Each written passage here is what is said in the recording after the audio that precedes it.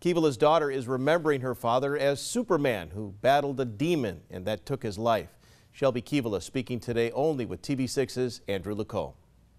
I think of so many things that I want to say about him. He just was such a good dad. You can say that at any time, but he really was.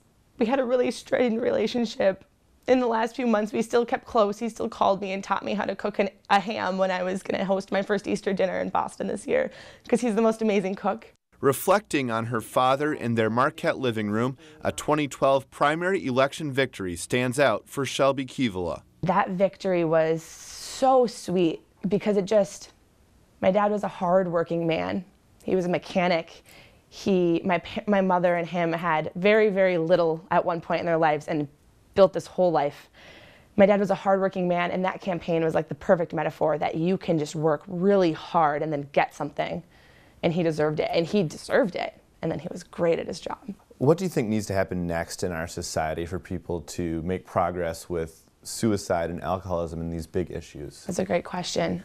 I think normalcy, and I think talking about it, especially because this happened to my dad, where he is in a place of, political sense, that maybe this will really spur some places where maybe some legislation can get put forth, where people realize that grants and money and resources deserve to go to these people. Kivela is not ashamed to talk about her dad's battle. It happens to Superman. I mean, I thought of my dad as Superman my whole life before he was a politician.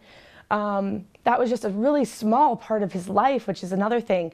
He was the most incredible father, husband, friend. Kivela believes some may stick to stereotypes about addiction, but she hopes her father's death will open minds. Andrew Lacombe, TV6 News, Marquette.